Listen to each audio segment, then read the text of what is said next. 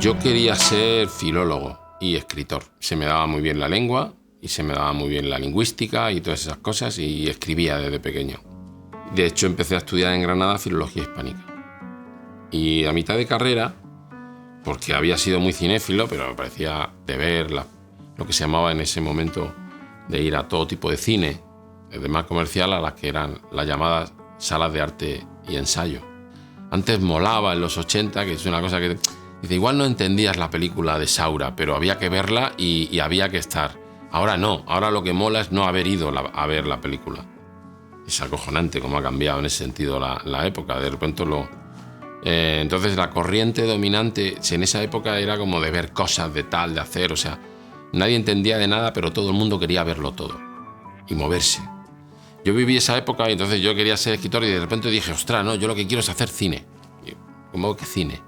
Entonces me vine a Madrid a estudiar a la Facultad de Ciencias de la Información, en rama de imagen y sonido, y fue un palo tremendo porque el nivel de los estudios, los compañeros, yo no veía en ese momento la mayoría de la gente como esa pulsión que yo tenía. Entonces yo básicamente lo que me dediqué durante esos años, al final acabé la carrera por mis padres, pero lo que me dediqué es a ir a ver cine, a ir a la filmoteca, a ir a todos los cineclubs que había en ese momento, a todos los cine estudios. O sea, yo me dedicaba al cine, me pasaba todo el día en las salas de cine.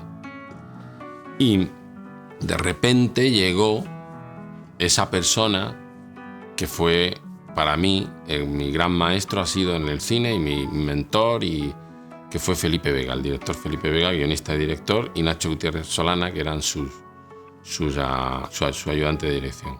Ellos fueron a rodar una película a Almería, al pueblo donde vivían mis padres, y es una película que se llama El mejor de los tiempos. Y entonces les hizo gracia descubrir que había un chico que tenía 20 y pocos años, que estaba en Madrid, que quería hacer cine. Y entonces pude acceder a una entrevista con ellos. La entrevista fue maravillosa porque fue una entrevista de trabajo en la que me preguntaron de qué películas me gustaban, qué tal, y porque ellos son muy cinéfilos. Y cuando acabé dijeron, ¿quieres entrar a trabajar de meritorio en la película? Dije, de cabeza. Y de alguna manera eso fue mi escuela, no solo profesional, sino espiritual también. Y a partir de ahí básicamente inicié una etapa de ayudante de dirección. Fui ayudante de dirección, script, director de casting, en algún momento ayudante de producción también. Y hasta 12 o 13 años después no me atreví a decir, ahora quiero dirigir. Para mí fue muy importante la etapa de formación, de conocer muy bien la industria del rodaje y la preparación de la película por dentro. Para mí fue fundamental, por ejemplo, para hacer La flaqueza del bolchevique, que fue una película que tuve muchos problemas de producción, y si yo no hubiera tenido el bagaje de cómo controlar una producción, no hubiera estado en el set, si no hubiera sabido lo que estaba pasando a mi alrededor, probablemente la película, el rodaje, me hubiera comido completamente. Se retrasó varias veces, el productor llegaba y no tenía dinero para pagar al equipo, se paró durante el actor se iba porque el productor no cumplía los acuerdos. Me pasó de todo en esa película. Me centré en lo que sabía que podía salvar, en que la película se sostuviera, porque había un momento en el rodaje, que era como, tío, tira la toalla ya, si esto va a ser una mierda de película. Esa sensación que ya recorre el equipo, el director de fotografía se fue, tuve que acabar con otro director de fotografía, pasó de todo, pero conseguí salvar la película, porque sabía que si no la acababa dignamente, si la película no tenía un mínimo, iba a ser mi tumba como cineasta.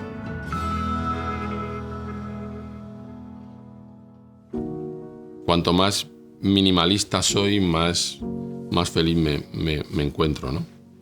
Hay un proceso de despojar y tratar de ir a la almendra del asunto. Pero ese proceso de despojamiento empieza con el guión. Empieza con escribir mucho y empezar a quitar, a tratar de buscar la esencia, a acabar los personajes. Luego continúa yo hago muchas versiones de guión, una vez que tengo como la versión para financiar, pero luego sigo haciendo versiones de guión. Esas versiones de guión también se van despojando cada vez de más capas y de más diálogos en los ensayos con los actores, que para mí producen una cosa que es realmente lo más importante, que es la encarnación. De cuando en un rodaje de una película existe el guión, El guión al final es una especie de mapa, para mí, no es nada. El guión puedes escribir el guión más brillante del mundo, que si está mal interpretado, está mal dirigido, está mal tal, no va a ningún lado. Las palabras parecen vanas, las palabras parecen solemnes o estúpidas. Y al revés, te diría que como guionista mi trabajo es tratar de que el guión tenga el menor número de trucos posibles que luego sé que me voy a encontrar en la dirección, que digo, esto funcionaba en el guión pero no funciona en la dirección. Y los guiones muchas veces, pues claro, la tendencia es a crear esos guiones o a escribir esos guiones que funcionen muy bien por sí mismos. A mí eso me parece un gran peligro. Soy enemigo total del llamado guión de hierro.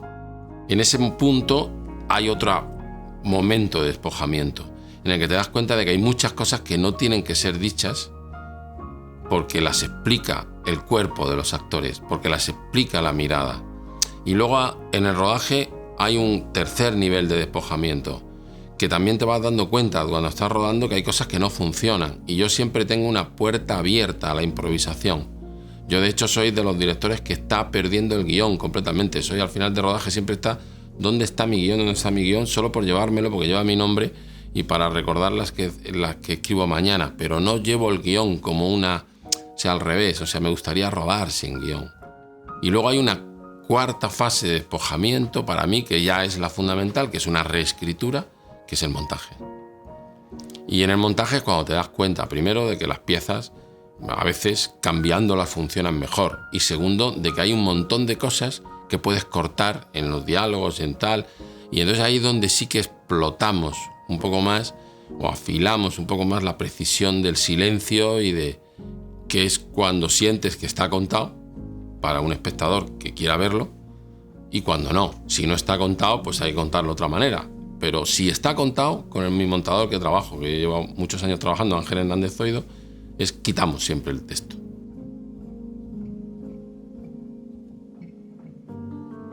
A mí no me gusta la palabra creador, me gusta mucho más la palabra cineasta. Entonces me reivindico como cineasta, que además es una palabra amplia que reúne lo que es ser guionista, director, productor, fotógrafo, muchas cosas, muchos oficios, ¿no? Porque creo mucho en la idea del oficio, ¿no?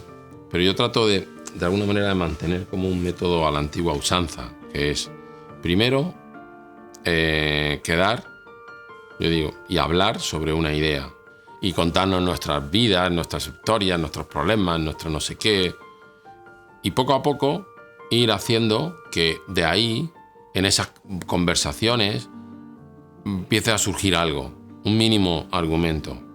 Luego situamos, siempre lo he hecho así, la película en un lugar. Para mí la geografía siempre va antes que la historia, como los personajes antes que la trama. Y entonces vamos al lugar donde creemos que se puede escribir la historia. En Caníbal fuimos a varios sitios hasta que fuimos a Granada y dijimos aquí. Entonces ya vuelves a Granada y entonces estamos ahí, lo mismo, nos vamos un fin de semana, una semana, estamos no sé qué, estamos en un hotel, estamos hablando y vemos incluso las calles donde pueden ocurrir los lugares. Yo prelocalizo mucho. Y cuando ya tenemos eso, entonces nos ponemos a escribir el argumento. El argumento, a veces incluso nos hemos atrevido, hemos hecho una escaleta. A mí me gusta mucho trabajar con tarjetas a mano, es decir, esto pasa las tarjetas, Y a veces hemos tenido que pasar por un argumento, digo, con los guionistas que he trabajado, y otras veces hemos ido directamente de las tarjetas a la primera versión del guión. Y luego la reescritura. O sea, es primera versión de guión que normalmente es como para soltarlo todo, pero en realidad suele estar muy explicada y no suele servir para nada, salvo para haberla hecho. Y a partir de la tercera, cuarta versión del guión es cuando empezamos a encontrar la historia.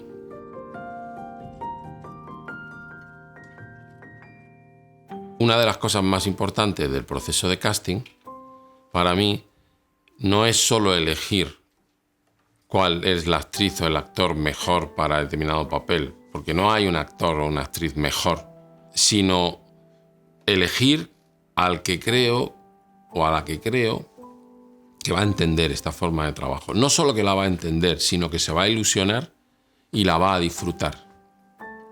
Y la va a vivir de una manera especial.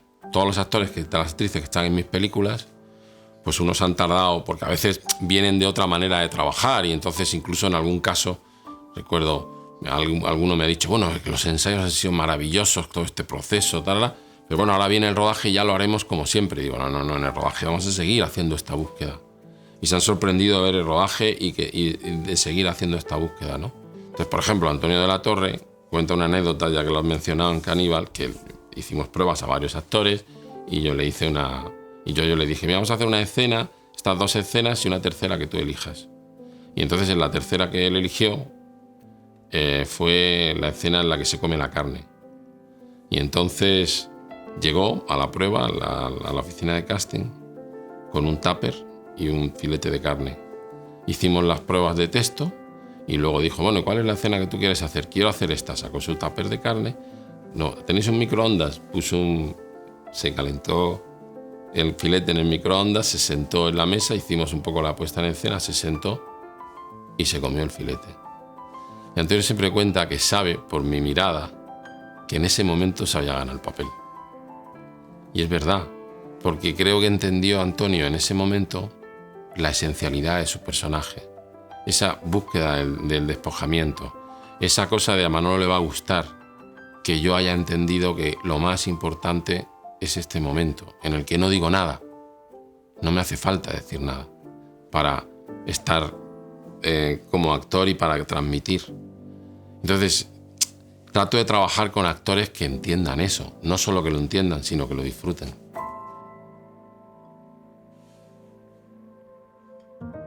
He dado muchas clases, no solo en la Escuela de Cine de Cuba, también en la CAN, ahora en la Academia, o en la SCA, o en la Carlos III.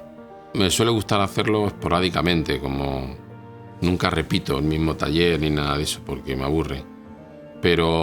Y me parece, la pasión quizás es el elemento más importante.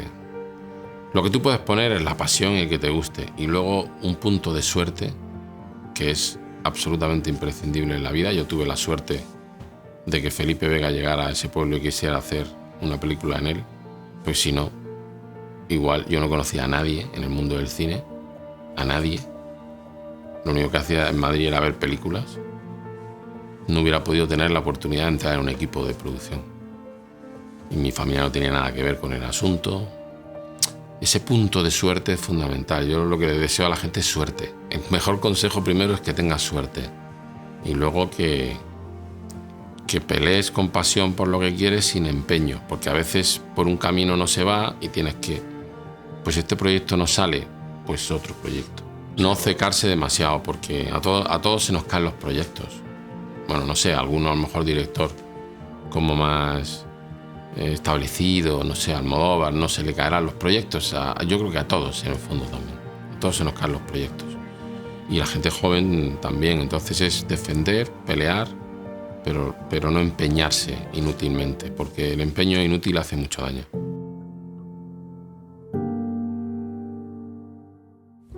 En su momento, hace casi 30 años, me marcó mucho Dublineses de John Huston, por el descubrimiento del poder del silencio, por el descubrimiento de lo que se cuenta en la historia del pasado de esa mujer, de la esposa, Anjelica Huston, y que descubre el marido solo en un momento en el que no se dice ni una sola palabra, que es el momento que se empieza a cantar, se escucha una canción que hay al final de la cena y ellos ya se están retirando y de repente la mujer escucha la canción, se detiene en las escaleras y él ve cómo su mujer le está cambiando el rostro. Y ahí entiende que su mujer tiene un secreto, algo que luego se cuenta al final de la película, y que él nunca ha conocido a su mujer a pesar de haber estado casado con ella 30 años.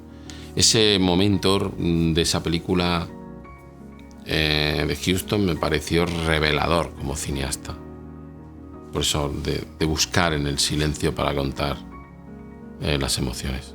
Para mí el cine y determinado tipo de películas tienen por decirlo de una manera, una experiencia sagrada que tiene que ver con no con la pantalla grande, no solo con eso, sino con el acto físico de ir al cine, con el camino, la reflexión y la elección en el momento de una película. no tiene nada que ver con sentarte en el sofá de un salón y darle a los botones, porque puedes interrumpir la emisión en el momento que tú quieras, puedes cambiar, y eso cambia radicalmente la percepción de una película. Las películas no son solo lo que los cineastas al hacerlas transmitimos, sino la relación con los espectadores. Y para eso no hace falta ser un director o un guionista o un productor de cine comercial. La relación con los espectadores, sean más o sean menos, es algo que está también en la narración y en la forma en que van a ver y van a asistir a esa experiencia.